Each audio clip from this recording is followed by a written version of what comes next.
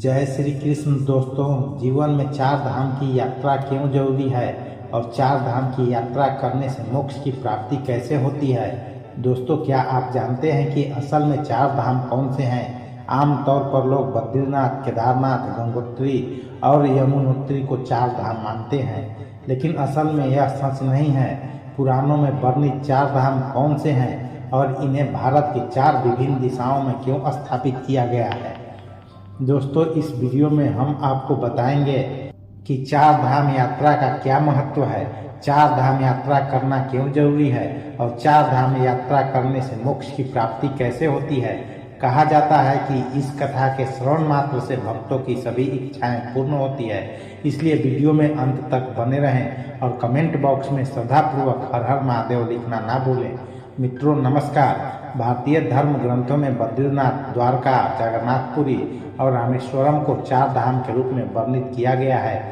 पौराणिक कथाओं के अनुसार भगवान विष्णु की उपस्थिति चार धामों में चार अलग अलग रूपों में मानी जाती है। ऐसा कहा जाता है कि रामेश्वरम में भगवान विष्णु स्नान करते हैं, बद्रीनाथ में वे ध्यान करते हैं, पूरी जगन्नाथ धाम में वे भोग का आनंद लेते हैं और द्वारका में वे विश्राम करते हैं। तो चलिए मित्रों, रामेश्वरम धाम से इस चार धाम यात्रा की शुरुआत करते हैं। रामेश्वरम एक पवित्र तीर्थ स्थल है जो कि तमिलनाडु के रामनाथपुरम जिले में है। रामेश्वरम मंदिर बंगाल की खाड़ी और अरब सागर के संगम स्थल पर स्थित है। इस मंदिर की स्थापना की कथा सीधे रामायण काल से जुड़ी हुई है। मान्यता है कि जब भगवान श्री राम, लक्ष्मण, हनुमान और समस्त वानर सेना के साथ लंका विजय के लिए प्रस्थान कर रहे थे, तब उन्होंने समुद्र तट पर शिवलिंग स्थापित कर भगवान शिव की उपासना की। उनकी भक्ति से प्रसन्न होकर भगवान शिव ने उन्हें विजय श्री का आशीर्वाद दिया। आशीर्वाद प्राप्त करने के बाद श्री राम ने भगवान शिव से अनुरोध किया कि वे जन कल्याण के लिए सदैव इस शिवलिंग में ज्योतिर्लिंग रूप में विराजमान रहें। उनकी इस भक्तिपूर्ण प्रार्थना को भगवान शिव ने सहर्ष स्वीकार कर लिया और तब से यह पवित्र शिवलिंग रामेश्वरम ज्योतिर्लिंग के रूप में प्रतिष्ठित हुआ। रामेश्वरम मंदिर से जुड़ा एक और महत्वपूर्ण ऐतिहासिक तथ्य सामने आता है। रामायण के अनुसार जब भगवान श्री राम माता सीता के साथ लंका विजय के बाद अयोध्या लौट रहे थे, तब उन्हें ब्रह्म हत्या के पाप का दोष लगने की बात कही गई। इस पाप से मुक्ति पाने के लिए संतों ने श्री राम को भगवान शिव की उपासना करने की सलाह दी, परंतु द्वीप पर कोई शिव मंदिर न होने के कारण भगवान राम ने पवन पुत्र हनुमान को शिवलिंग लाने के लिए भेजा। हनुमान जी ने प्रभु श्री राम की आज्ञा का पालन करते हुए तुरंत प्रस्थान कर गए, लेकिन वापस लौटने में उन्हें विलंब हो गया। इधर पूजा का शुभ मुहूर्त निकला जा रहा था और हनुमान जी के लौटने में देरी को देखते हुए माता सीता ने समुद्र के किनारे पड़ी रेत से ही एक शिवलिंग का निर्माण कर दिया। यही शिवलिंग बाद में रामनाथ कहलाया। भगवान श्री राम ने इस शिवलिंग की श्रद्धा और भक्ति के साथ पूजा की और बाद में हनुमान जी द्वारा लाए गए शिवलिंग को भी वहीं प्रतिष्ठित किया गया। इसके अलावा रामेश्वरम मंदिर में अपने अद्भुत स्थापत्य और भव्यता के लिए प्रसिद्ध है। इस मंदिर का गलियारा दुनिया का सबसे बड़ा गलियारा माना जाता है, जिसकी उत्कृष्ट नक्काशी और विशाल स्तंभ इसकी भव्यता को दर्शाते हैं। मंदिर के समीप समुद्र में आज भी प्राचीन पुल के अवशेष देखे जा सकते हैं, जिसे आमतौर पर राम सेतु के नाम से जाना जाता है। यह सेतु श्री राम और उनकी वानर सेना द्वारा लंका जाने के लिए बनाया गया था और इसे हिंदू धर्म के सबसे रहस्यमय और ऐतिहासिक स्थलों में से एक माना जाता है। आइए अब जानते हैं चार धाम में से पवित्र बद्रीनाथ मंदिर के बारे में।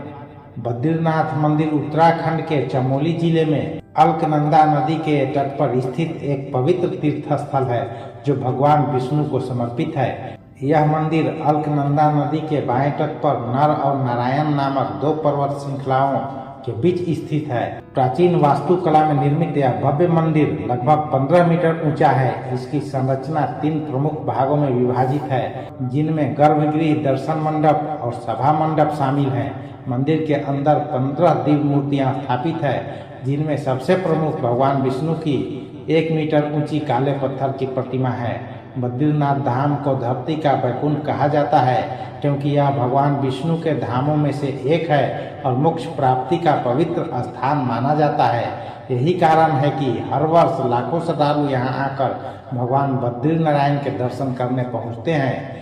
माना जाता है कि यह प्रतिमा भगवान विष्णु की स्वयं प्रकट यानी स्वयंभू मूर्तियों में से एक है। इस मंदिर की स्थापना और इसके नामकरण को लेकर कई पौराणिक कथाएं प्रचलित है। पौराणिक कथा के अनुसार बद्रीनाथ धाम पहले भगवान शिव की तपस्या स्थली थी, लेकिन भगवान विष्णु को अपने ध्यान और योग के लिए एक उपयुक्त स्थान चाहिए था, इसलिए उन्होंने एक छोटे बच्चे का रूप धारण किया और रोना शुरू कर दिया। जब माता पार्वती और भगवान शिव ने बच्चे से रोने का कारण पूछा तो मासूम बालक के रूप में भगवान विष्णु ने केदार भूमि को अपने ध्यान के लिए मांग लिया।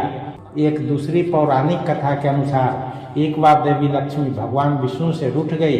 उन्हें मनाने के लिए भगवान विष्णु ने इस स्थान पर गहन तपस्या शुरू कर दी। ध्यान में लीन होने के कारण वे कठोर मौसम और प्रतिकूल परिस्थितियों से पूरी तरह अनजान थे। पत्नी धर्म निभाते हुए देवी लक्ष्मी ने बद्री के पेड़ का रूप धारण कर लिया और अपनी शाखाओं से भगवान विष्णु को ढक लिया। देवी लक्ष्मी के इस प्रेम और त्याग से प्रसन्न होकर इस स्थान को बद्रीनाथ नाम दिया गया। बद्रीनाथ धाम को लेकर एक मान्यता यह भी है कि जो भक्त यहाँ दर्शन कर लेता है वह जीवन और मृत्यु के चक्र से मुक्त हो जाता है। इसके अलावा बद्रीनाथ धाम में भगवान शिव को ब्रह्म हत्या के पाप से मुक्ति मिली थी। इसी कारण इस स्थान को ब्रह्म कपाल के नाम से जाना जाता है। ब्रह्म कपाल एक पवित्र ऊंची शिला है जहाँ पितरों के लिए श्राद्ध तर्पण किया जाता है। मान्यता है कि इस स्थान पर श्राद्ध करने से पितरों को मोक्ष और शांति की प्राप्ति होती है। दोस्तों, अब बात करते हैं चार धामों में से एक पुरी धाम यानी जगन्नाथपुरी की। जगन्नाथपुरी मंदिर ओडिशा राज्य के पुरी शहर में स्थित है और हिंदू धर्म के सबसे पवित्र तीर्थ स्थलों में से एक माना जाता है। जगन्नाथ शब्द का अर्थ है जगत के स्वामी और इस मंदिर के मुख्य पुजारी से तीन देवताओं की पूजा होती है। भगवान जगन्नाथ, उनके बड़े भाई बलभद्र और उनकी बहन सुभद्रा की। पुरी मंदिर के सबसे प्रसिद्ध परंपरा यहाँ की रथ यात्रा है जो हर वर्ष आषाढ़ शुक्ल पक्ष की द्वितीया तिथि यानी लगभग जून जुलाई में आयोजित की जाती है। कलयुग में भगवान श्री कृष्ण राजा इंद्रधुम्न के सपने में प्रकट हुए और उन्हें आदेश दिया कि वे पुरी के समुद्र तट पर मिलें, एक दिव्य पेड़ से उनका विग्रह बनवाएं और इसे मंदिर में प्रतिष्ठित करें। राजा इंद्रधुम्न भगवान की आज्ञा का पालन करते हुए एक कुशल बढ़ई यानी शिल्पकार की खोज में जुट गए। इसी दौरान उन्हें एक वृद्ध ब्राह्मण मिले जिन्होंने स्वयं इन विग्रहों को बनाने की इच्छा जताई। हालांकि उस वृद्ध ब्राह्मण ने एक शर्त रखी कि वह विग्रहों को एक बंद कमरे में तैयार करेगा और जब तक मूर्तियां पूर्ण न हो जाए तब तक कोई भी दरवाजा नहीं खोलेगा। यदि किसी ने अंदर झांका या दरवाजा खोला तो मूर्तियों का निर्माण अधूरा रह जाएगा। राजा इंद्रधुम्न ने इस शर्त को स्वीकार कर लिया और वृद्ध ब्राह्मण मूर्तियों के निर्माण में जुट गए। शुरुआत में कमरे से लगातार लकड़ी तराशने की आवाजें आती रही जिससे सभी को विश्वास था कि मूर्तियां बन रही है, लेकिन कुछ दिनों बाद अचानक कमरे से आवाज आना बंद हो गई। राजा और रानी को यह संदेह होने लगा कि कहीं उस वृद्ध ब्राह्मण के साथ कोई अनहोनी तो न हो गई। कई दिनों से कमरे के भीतर कोई आवाज नहीं आ रही थी जिससे उनकी चिंता और बढ़ गई। आखिरकार इस संशय में राजा इंद्रधुम्न ने कमरे का दरवाजा खोलने का निर्णय लिया। जैसे ही दरवाजा खुला राजा ने देखा कि विग्रह अधूरे थे। भगवान जगन्नाथ, बलभद्र और सुभद्रा की मूर्तियों के हाथ पैर पूरी तरह तराशे नहीं गए थे। उसी क्षण राजा को एहसास हुआ कि वह रहस्यमय वृद्ध कोई साधारण बढ़ई नहीं बल्कि स्वयं देव शिल्पकार विश्वकर्मा थे जो भगवान की दिव्य मूर्तियों का निर्माण कर रहे थे, लेकिन उनकी शर्त तोड़ी जाने के कारण वे अधूरी मूर्तियां छोड़कर अंतर्ध्यान हो गए। हालांकि राजा ने इसे ईश्वर की लीला माना और उन अधूरी मूर्तियों को ही मंदिर में स्थापित कर दिया। यही कारण है कि जगन्नाथ मंदिर में अन्य मंदिरों की तरह पत्थर या धातु की मूर्तियां नहीं हैं, बल्कि विशेष प्रकार की लकड़ी से बनी मूर्तियों की पूजा की जाती है। जगन्नाथ मंदिर भगवान विष्णु के 8वें अवतार श्री कृष्ण को समर्पित है। वर्तमान में जो मंदिर भक्तों को दिखाई देता है उसका निर्माण 7वीं शताब्दी में हुआ था। हालांकि इतिहास में यह मंदिर 3 बार टूट चुका है। इस मंदिर से जुड़ी सबसे आश्चर्यजनक बात यह है कि मंदिर के शिखर पर लगा लाल ध्वज हमेशा हवा की विपरीत दिशा में लहराता है। वैज्ञानिक दृष्टि से इसका कोई ठोस प्रमाण नहीं मिल पाया है और यह आज भी एक रहस्य बना हुआ है। इसके अलावा मंदिर के शिखर पर स्थित सुदर्शन चक्र भी अपने आप में अद्वितीय है। पुरी में किसी भी स्थान से इस चक्र को देखें, यह हमेशा ऐसा प्रतीत होता है कि वह सीधा हमारी ओर ही देख रहा है। इस रहस्यमय संरचना को नील चक्र भी कहा जाता है और यह अष्ट धातु से निर्मित है। इन अद्भुत रहस्यों और दिव्य मान्यताओं के कारण जगन्नाथपुरी मंदिर को हिंदू धर्म का एक अनमोल आस्था केंद्र माना जाता है, जहां भक्तों की श्रद्धा और भक्ति हर वर्ष लाखों की संख्या में उन्हें खींच लाती है। मित्रों, अब बात करते हैं 4 धामों में से एक द्वारकाधीश मंदिर की। यह भव्य मंदिर भारत के पश्चिमी तट पर गुजरात में अरब सागर के किनारे स्थित है। द्वारका नगरी को भगवान श्री कृष्ण का पवित्र निवास स्थान माना जाता है।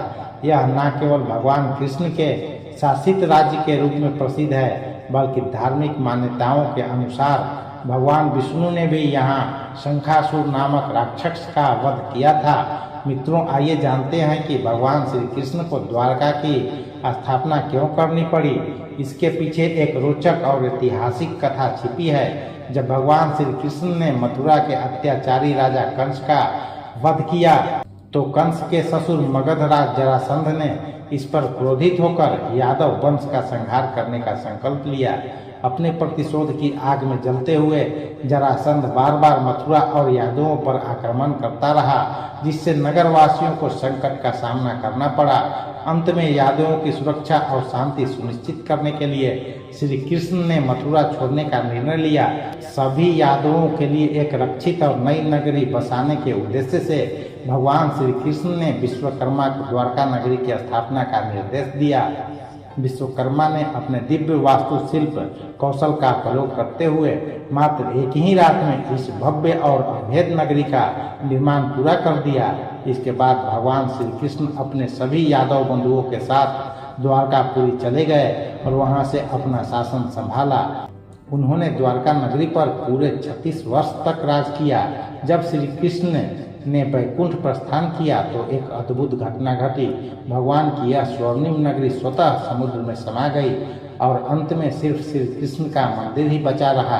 कहा जाता है कि आज भी द्वारका नगरी के अवशेष समुद्र के भीतर मौजूद हैं और समय समय पर कई पुरातात्विक खोजों में इसके प्रमाण मिलने के दावे किए जाते हैं। हालांकि इस विषय पर अलग अलग मत हैं। कहते हैं कि जब द्वारका नगरी समुद्र में समा गई तब भगवान श्री कृष्ण के परपोते ब्रजनाथ ने मुख्य मंदिर का निर्माण कराया, जिसे आज का द्वारकाधीश मंदिर कहा जाता है। माना जाता है कि यह मंदिर लगभग 2500 वर्ष पुराना है।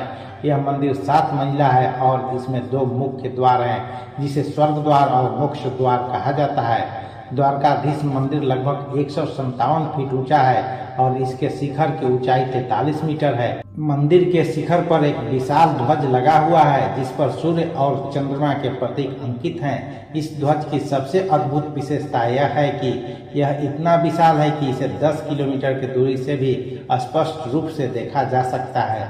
इस पवित्र ध्वज को दिन में 3 बार बदला जाता है और यह परंपरा सदियों से चली आ रही है। हर बार ध्वज परिवर्तन के दौरान श्रद्धालु बड़ी संख्या में एकत्र होते हैं और इसे देखने मात्र से स्वयं को धन्य मानते हैं। तो मित्रों, अब आप समझ ही गए होंगे कि 4 धाम यात्रा सिर्फ एक तीर्थ यात्रा नहीं, बल्कि आत्मशुद्धि, पाप मोचन और मोक्ष प्राप्ति का मार्ग है। यह यात्रा हर हिंदू के जीवन में एक बार अवश्य होनी चाहिए, क्योंकि यह सिर्फ देव दर्शन ही नहीं, बल्कि आत्मिक शांति और धर्म की गहराई को समझने का भी अवसर है। अगर आपको यह कथा जानकारी पूर्ण लगी हो, अच्छी लगी हो, तो इसे ज़्यादा से ज़्यादा लोगों को शेयर करें, ताकि और भी लोग इस दिव्य यात्रा के महत्व को जान सकें। कमेंट में हर हर महादेव लिखना न भूलें। कृपया हमें बताएं कि क्या आप भी 4 धाम यात्रा पर जाने का संकल्प ले चुके हैं। ऐसे ही और भी रोचक और आध्यात्मिक वीडियो के लिए चैनल को सब्सक्राइब कर लें। धन्यवाद।